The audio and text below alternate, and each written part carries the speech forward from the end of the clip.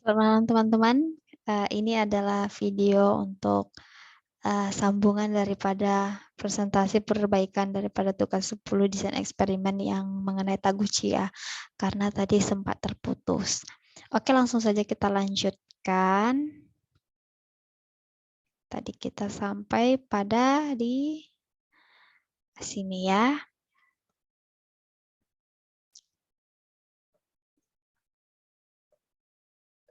Nah, teman-teman bisa lihat ini tadi hasil setelah nilainya tadi disubstitusikan ke sini, maksudnya dimasukkan ke sini ya. Ini jadi nanti orang yang melakukan eksperimen itu akan mudah melakukan eksperimennya karena kita sudah langsung memberikan informasi di sini. Kalau kita hanya memberikan informasi seperti ini, mereka mungkin kurang paham, jadi kita harus mensubstitusikan nilai yang berada pada setiap levelnya kepada desain yang telah dilakukan. Kemudian setelah itu nanti untuk mereka yang melakukan eksperimen itu dengan mudah mengikuti ini. Dan ini harus dilakukan secara acak atau random ya teman-teman, tidak boleh diatur. Agar hasilnya lebih efektif atau ya efisien dan memang mendapatkan hasil yang sebenarnya seperti ya teman-teman. Oke, ini adalah hasil eksperimennya. Jadi ini adalah contoh daripada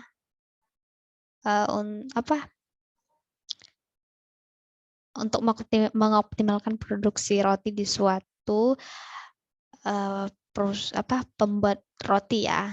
Dan ini adalah hasil daripada eksperimen yang telah dilakukan. Itu ada 3 respon di sini. Ada 3 kali pengulangan untuk hasilnya. Oke. Nah, setelah kita mendapatkan daripada hasilnya ini, kita harus melakukan normality test untuk melakukan langkah kita selanjutnya itu untuk menganalisis hasilnya, menganalisa hasilnya. Nah, sebelum kita ke langkah berikutnya, yaitu langkah untuk menganalisa hasil, kita terlebih dahulu memeriksa atau menguji kenormalan daripada respon yang telah didapatkan untuk tabel hasil eksperimen ini. Oke teman-teman, kita ke Minitab ya. Sekalian saya akan beritahu bagaimana cara mendesainnya di Minitab. Di sini kita buka. Oke, ini adalah Minitabnya teman-teman. Pertama-tama kita harus desain dulu daripada data kita tadi, yaitu pada Minitab buka menu Start, kemudian DOA atau Design of Experiment, kemudian kita kan sekarang lagi belajar mengenai teori Taguchi, jadi kita ambil yang Taguchi, kemudian kita create Taguchi desainnya. Nah, untuk soal yang tadi, soal yang saya berikan atau contoh soal yang saya berikan pada PowerPoint saya, itu berada pada 4 faktor 3 level. Jadi levelnya ada 3, faktornya ada 4. Maka cara mendesainnya di Minitab seperti ini. Teman-teman lihat di sini ada type of desainnya itu karena dia 3 level, maka kita ambil 3 level. Kemudian untuk faktorialnya, untuk 3 level ini teman-teman bisa lihat ya, di sini dia bisa running dengan 2 sampai 13 faktor. Untuk 3 level. Kemudian di sini kita akan pilih faktornya. Dari contoh soal kita pilih 4 faktor. Jadi kita isi di sini, kemudian kita klik desainnya. Di sini kita akan pilih yang L9 karena kita kan melakukan eksperimen itu ingin mendapatkan running yang sedikit namun hasilnya optimal seperti itu teman-teman. Oke, kita pilih yang L9, kemudian klik OK. Kita klik faktornya untuk mendesainnya. Di sini kita akan berikan nama-nama daripada faktor-faktornya. Oke, sekarang kita kembali dulu ke soalnya. Nah, yang pertama ada tekanan air, takaran ragi, terus lama adonan ya. Kita buat di sini. Ini adalah takaran ragi. Jadi desainnya di sini. Takaran ragi. Kemudian kita lihat untuk level-levelnya. Nah, level pertama adalah 8, level kedua 11, level ketiga ada 15. 8, 11, 15 gram.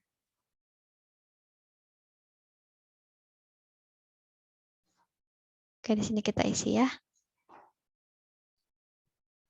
8 gram, 11 gram, kemudian 15 gram. Oke, selanjutnya kalau tidak salah lama adonan. Lama adonan. Kita lihat lagi ya. Kita desain. Lama adonan ya, lama adonan terus lama penggorengan. Lama adonan dulu ya. 20, 30, 40.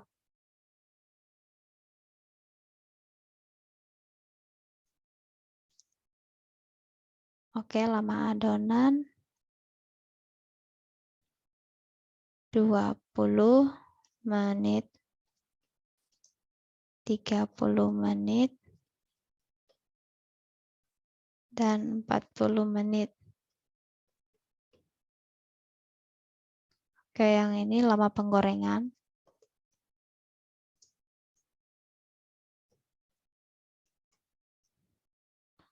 Lama penggorengan, kita lihat lagi.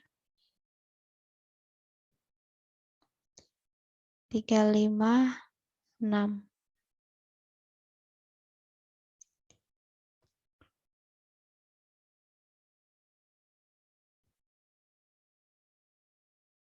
Tiga,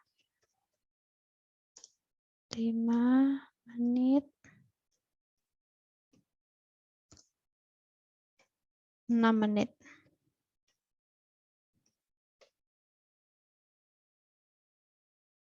Oke, selanjutnya faktornya takaran air. Oke, takaran air.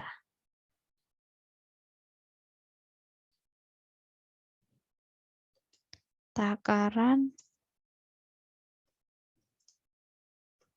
air. Kemudian di sini ada 200 ml ya. 400 ml, 600 ml. Jadi 0,2 liter itu sama dengan 200 ml ya. Jadi kita buat dalam mililiter aja. Setelah itu ini teman-teman ada keterangan levelnya ada 3 dan ini ada di running untuk kolom pertama ya. Kolom pertama, kedua, ketiga, dan keempat. Setelah itu kita klik OK. Kemudian untuk optionnya langsung saja kita klik OK dan kita olah. Oke, ini adalah informasi daripada Taguchi desainnya, desain summary Taguchi Array L9, yaitu 3 pangkat 4, 3 level, 4 faktor, kemudian faktornya ini ada 4, runningnya ada 9. Untuk kolom daripada L9 ini ada 1, 2, 3, dan 4. Jadi ada 4 kolom. Oke, bentuknya seperti ini ya teman-teman. Seperti ini. Nah, setelah kita desain, tadi kita sudah, ini dilakukan secara random ya untuk aktualnya teman-teman. Sekarang kita lihat untuk hasil yang tadi sudah didapatkan dari hasil eksperimennya. Nah, ini ada yield-nya ya. Jumlah roti yang cacat per 100. Nah, 0,12 ini berarti yang cacat itu 12 pieces daripada 100 pieces. Kita running 100 nih. Reject-nya 12 gitu. Kita running berapa ya? 100 di percobaan kedua itu untuk yang pertama itu ada 7 reject-nya seperti itu. Jadi ini kita masukin 0,12, 0,12, 0,4. Kita running.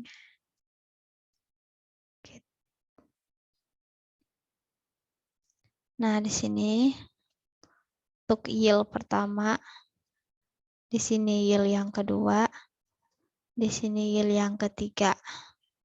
Ini tadi 0,12, 0,12, ini 0,14. Nah, seperti ini pengisiannya teman-teman. Jadi untuk agar tidak terlalu lama, saya akan mengcopy untuk yield yang udah saya ketik, biar tidak terlalu lama ya teman-teman. Oke, sebentar.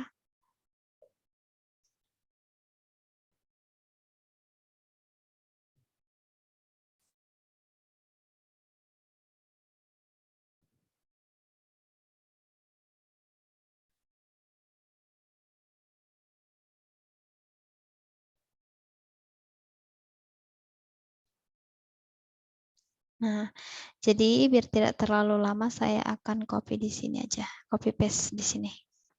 Nah, ini adalah hasilnya. Sekarang kita tujuannya adalah ingin menganalisis apakah responnya ini itu normal atau tidak. Oke, yang pertama kita pilih, kita klik menu start, kemudian untuk selanjutnya di OE, kita lihat Taguchi, kita pilih Taguchi, kemudian analyze Taguchi design. Oke, untuk responnya itu ada Y1, Y2, dan Y3. Kita lihat grafiknya. Oke, yang kita pilih adalah signal to noise ratio dan mean. Oke, selanjutnya analisis. Ini signal to noise, mean. Oke.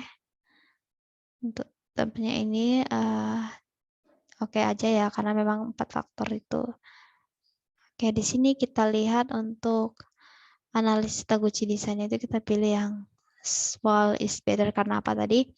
Karena kita ingin melihat roti yang paling sedikit cacatnya. Seperti itu. Jadi kita mengharapkan nilai yang paling kecil karena yang kita teliti ini adalah kerusakan rotinya. Jadi kita mengharapkan semakin sedikit roti yang cacat, semakin banyak untungnya, banyak yang dijual seperti itu ya teman-teman. Oke, setelah itu langsung kita okekan saja. Ini tadi udah terpilih ya. Untuk stroke-nya itu kita lihat, kita pilih signal to noise dan mean-nya. Setelah itu kita okekan dan kita olah.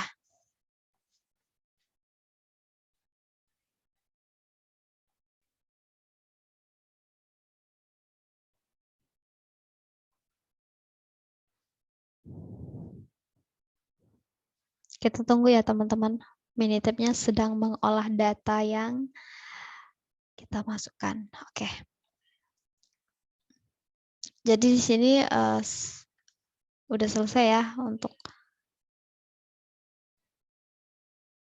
Nah, ini sudah dihasilkan grafiknya, tapi sebelum ini kita akan melihat kenormalan datanya dulu ya teman-teman. Nanti saya jelaskan yang ini. Oke, sekarang kita mau lihat kenormalan respon daripada percobaan kita ini. Jadi sebelum kita melanjutkannya, kita lihat dulu nih data kita ini normal atau tidak. Nah, cara mengeceknya kita bisa gunakan ANOVA. Kemudian ada tidak usah pakai ini, pakai yang ini saja. basic statistik, kemudian kita lihat normality testnya. Jadi kita lihat pakai ini aja teman-teman ya.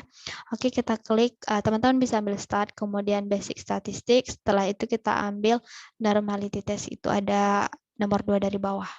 Seperti ini.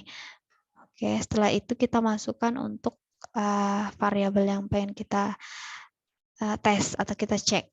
Nah, untuk mengecek kenormalannya di sini, kita akan cek untuk mean-nya ya teman-teman. Jadi kita tidak lagi pakai responnya ini, kita langsung pakai mean dia saja. Jadi ini untuk nilai rata-ratanya ketiganya. Oke, kita klik di sini, kemudian langsung saja kita oke-kan. Nah, ini grafiknya sudah keluar untuk kurvanya ya. Teman-teman bisa lihat dari grafik ini terlihat bahwasanya si elemen biru-biru ini itu tidak jauh daripada garis lurus ini atau garis yang merah atau garis normalnya ini, yang mengartikan bahwasanya data yang kita gunakan atau model yang kita gunakan dalam percobaan itu normal, dan hasilnya juga menunjukkan ini normal ya teman-temannya, dia tidak jauh daripada garis normalnya. Nah, itu mengartikan bahwasanya percobaan kita ini normal atau datanya cukup, modelnya cukup. Oke, kita kembali ke PowerPoint dulu. Nah, sebelum kita melakukan langkah selanjutnya, kita harus melakukan pengecekan kenormalan datanya ya, atau normality test. Nah, sini saya juga sudah mengatakan bahwasanya untuk melakukan suatu eksperimen terlebih dahulu kita melakukan pengecekan kenormalan data atau kecukupan modelnya untuk mendapatkan untuk dapat melakukan eksperimen dari hasil pengolahan data menggunakan Minitab, diperoleh grafik di samping. Jadi yang tadi kita sudah lakukan, dilihat dari grafik normal probability plotnya, grafik menunjukkan responnya yang hampir lurus mendekati garis lurus normal atau garis lurus ini ya, sehingga dapat disimpulkan bahwasanya data yang diolah dalam eksperimen ini atau dalam Minitab kita ini adalah normal atau modelnya cukup. Nah, karena data yang kita miliki dalam eksperimen ini normal, maka analisis eksperimennya dapat kita lanjutkan. Oke, setelah itu kita akan melakukan analisis ya teman-teman. Di sini langkah berikutnya adalah analisis statistik menggunakan SN ratio atau signal to noise ratio untuk mengidentifikasi level dari kontrol faktor yang menghasilkan hasil yang optimal. Oke, jadi cara mendapatkan atau cara menganalisis datanya, teman-teman bisa lihat tadi juga kita sudah melakukannya di pada saat kita ingin mengecek kenormalan datanya di Minitab. Ya. Jadi teman-teman bisa lihat di sini kenormalan datanya. Nah, ini tadi yang kita lakukan analisis menggunakan Taguchi-nya ya. Jadi sebenarnya sudah didapatkan hasilnya. Kita bisa lihat dari grafik main effect plot for mean-nya, kemudian main effect plot for SN ratio. Teman-teman bisa copy ini ke PowerPoint. Dan di sini saya sudah copy, saya akan jelaskan melalui PowerPoint saja. Nah, sebenarnya di presentasi pertama kemarin sudah saya jelaskan, tapi di sini akan saya jelaskan lagi. Nah, ini adalah analisis hasil eksperimen dengan menggunakan Minitab. Nah, dapatkanlah grafik seperti ini. Nah, sekarang target yang kita inginkan itulah smaller is better ini ya. Salah. Small is better. Maka kita memilih signal to noise yang paling besar. Artinya ini adalah sinyalnya semakin besar sinyalnya, maka semakin kecil noise-nya. Seperti itu teman-teman. Jadi noise-nya besar, untuk gangguannya kecil atau cacatnya kecil seperti itu. Jadi yang kita pilih di sini adalah yang noise-nya, teman-teman bisa ya, main effect plot for SN ratio. Jadi sinyal to noise rasionya itu yang paling besar. Nah, sinyalnya besar, noise-nya kecil seperti itu. Oke, nah kita lihat pada grafik pertama yaitu takaran ragi. Takaran ragi untuk sinyal to noise sinyal yang paling besar itu ada pada takaran ragi 11 gram. Jadi kita akan pilih yang 11 gram. Kemudian yang kedua untuk lama adonan itu sinyal to noise yang paling besar sinyalnya itu ada di 30 menit. Jadi kita akan pilih yang lama adonannya 30 menit. Kemudian untuk lama penggorengan, teman-teman bisa lihat di sini untuk sinyal yang paling besar itu atau nilai yang tinggi itu berada pada 3 menit. Jadi kita akan gunakan atau kita pilih yang 3 menit. Kemudian selanjutnya untuk takaran air itu berada yang paling besar sinyalnya berada di 400 mili. Jadi kita akan pilih 400 mili. Nah, di sini juga sudah saya rangkum hasilnya pada grafik di samping. Nilai yang kita pilih adalah takaran raginya 11 gram, lama adonan 30 menit, lama penggorengan 3 menit, dan takaran air 0,4 liter atau setara dengan 400 mili. Nah, teman-teman sekarang kita akan lihat dari meannya ya. Meannya hasil daripada sinyal to noise ratio ini akan sama dengan meannya. Nah, untuk mean ini atau nilai rata-ratanya itu adalah nilai yang paling kecil yang akan kita pilih. Karena apa? Karena kita menginginkan cacat yang paling kecil. Semakin kecil cacatnya, maka semakin besar keuntungannya atau semakin banyak roti yang kita akan jual, akan menghasilkan seperti itu ya teman-teman. Nah, di sini juga untuk target similar is better-nya itu asal lunas kita memilih nilai yang paling kecil. Artinya kita memilih jumlah untuk kerusakan yang paling kecil. Nah, pada grafik di samping nilai yang kita pilih itu adalah kita lihat nih grafiknya. Untuk takaran ragi, kita pilih mean yang paling kecil ya atau nilai rata-rata untuk reject itu yang paling kecil. Yang pertama yang paling kecil itu mean yang paling kecil atau yang paling sedikit itu adalah 11 gram. Jadi pada takaran ragi 11 gram kita mendapatkan reject yang sedikit, yang paling sedikit dibanding dengan 8 gram, kemudian ada 15 gram. 15 gram paling tinggi sekali ya rejectnya teman-teman. Nah, kalau untuk yang 11 gram dia sedikit, jadi kita akan milih yang 11 gram.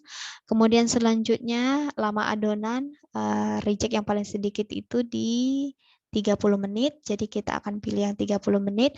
Kemudian lama penggorengan itu ada di, yang paling kecil itu ada di 3 menit, kita akan pilih 3 menit. Kemudian untuk takarannya ada di 400 mili yang paling sedikit, yang paling kecil ya. Nah, kita coba lihat, sini juga sudah saya rangkum. Nah, takaran ragi yang akan kita pilih adalah 11 gram. Lama adonannya 30 menit, lama penggorengan 3 menit, kemudian takaran airnya juga 0,4 liter atau setara dengan 400. Ini 400 ya teman-teman. 400. Nah, 400 mililiter. Nah, hasil daripada si pembacaan main effect plot dan for main ini sama dengan hasil dari main effect plot for SN ratio tadi. Teman-teman bisa koreksi lagi, takaran ragi 11, lama adonan 30 menit, lama penggorengan 3 menit, takaran air 400 mili. Nah, sama dengan meannya juga yang paling catat yang paling kecil itu terdapat pada takaran ragi 11 gram, lama adonan 30 menit, lama penggorengan 3 menit, takaran air 0,4 liter atau setara dengan 400 mili. Jadi sama teman-teman. Nah, setelah dapat hasil yang seperti ini dari analisis yang kita lakukan di Minitab, teman-teman jangan langsung puas ya. Teman-teman harus melakukan lagi pengujian ulang untuk mengkonfirmasi hasil ini. Apakah hasil ini memang valid atau memang hasil yang sebenarnya. Jadi eksperimen itu nggak bisa kita lakukan hanya sekali. Kita harus melakukannya berulang-ulang untuk mengkonfirmasi daripada hasil yang tadi kita dapatkan pertama, kedua, dan teman-teman bisa mengulang hingga berapa kali supaya mendapatkan oh ternyata hasil ini memang valid, memang sesungguhnya gitu. Jadi setelah melakukan berulang kali, teman-teman bisa mencoba untuk mempraktekkan hasil daripada yang didapatkan eksperimen tadi yang nilainya optimal ya teman-teman, jadi harus diulang. Nah, dari soal ini kita dapat mengambil kesimpulan untuk menghasilkan roti dengan jumlah cacat paling sedikit dalam keadaan optimal ya, kalau jumlah cacat sedikit, maka kita memilih takaran raginya 11 gram, lama adonnya 30 menit, lama penggorengan 3 menit, takaran airnya 0,4 liter atau setara dengan 400 ml. Jadi teman-teman setelah melakukan konfirmasi atau melakukan percobaan berulang-ulang, teman-teman lakukan ini untuk melihat hasilnya, apakah benar-benar optimal atau tidak. Seperti itu ya teman-teman. Oke, selanjutnya di sini saya menarik kesimpulan kesimpulan dari yang diperoleh dari penugasan atau metode Taguchi ini. Yang pertama, metode Taguchi adalah sebuah konsep mendesain produk dengan membuat kerugian atau noise-nya seminimal mungkin dan keuntungannya seoptimal mungkin. Kemudian yang kedua, tingkat efektif dan efisiensi rancangan percobaan dengan metode Taguchi lebih tinggi. Karena apa? Karena dapat melakukan penelitian yang melibatkan banyak faktor atau noise kontrol. Di sini saya mengatakan bahwasanya dia efektif dan efisien jika dilihat dari yang pertama, yang terutama itu dia bisa mengambil faktor yang tidak bisa diukur gitu teman-teman. Jadi kita bisa ambil faktor itu juga untuk sebagai faktor yang mempengaruhi daripada responnya.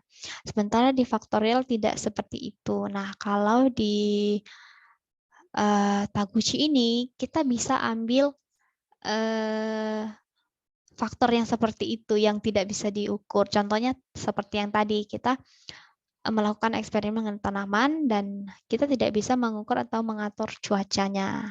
Jadi kita tidak bisa menakar cuacanya. Nah, kalau di metode Taguchi ini itu bisa kita ambil sebagai faktor yang mempengaruhi respon. Bisa kita gunakan sebagai salah satu faktor yang tidak bisa diukur atau uncontrol faktor lah. Nah, di situ. Kemudian yang selanjutnya, penerapan metode Taguchi juga dapat memberikan banyak manfaat, sama seperti metode faktorial juga ya. Yaitu yang pertama, menghemat waktu, material, cost atau biaya, tenaga dalam melakukan percobaan, atau mungkin ada pemborosan lainnya teman-teman. Jadi ini juga banyak memberikan manfaat, karena runningnya hanya sedikit, jadi kita nggak perlu mengeluarkan waktu atau material atau biaya dan tenaga yang berlebihan. Cukup kita dengan sedikit running, kita mendapatkan hasil yang optimal. Hasil yang sama pada saat kita merunning keseluruhan daripada kombinasinya. Oke, saran saya untuk metode Taguchi ini, saya sangat merekomendasikan desain eksperimen Taguchi ini untuk penelitian yang memiliki banyak noise, yaitu faktor yang tidak bisa diukur. Contohnya pada saat penelitian tanaman, kita tidak bisa mengatur iklim atau cuaca yang diberikan alam secara alami, karena tingkat efektif dan efisiennya lebih tinggi. Kalau kita bisa mengambil faktor yang tidak bisa dikontrol sebagai faktor yang salah satu mempengaruhinya. Jadi kita kan akan mendapatkan jalan keluar daripada si noise tersebut, teman-teman. Makanya saya rekomendasikan untuk metode Taguchi ini masih boleh dipakai, masih termasuk efisien, efektif juga ya, menurut saya. Kemudian kita juga bisa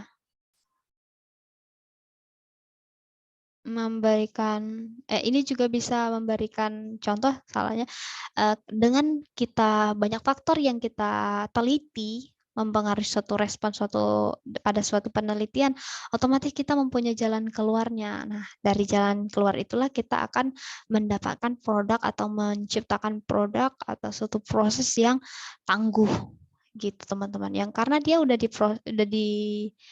diteliti dari berbagai faktor, termasuk ya noise faktor yang tidak bisa dikontrol tadi. Nah, gitu teman-teman. Jadi dia lebih tahan banting karena dia ya lahir daripada eksperimen dari faktor yang bisa dikontrol dan faktor yang tidak bisa dikontrol. Oke, selain itu juga dia bisa memberikan banyak manfaat seperti faktorial itu ya, menghemat biaya, menghemat tenaga, menghemat waktu, dan juga material. Jadi saya sangat merekomendasikan terutama untuk penelitian-penelitian yang mungkin dipengaruhi oleh noise atau faktor yang tidak bisa dikontrol, teman-teman.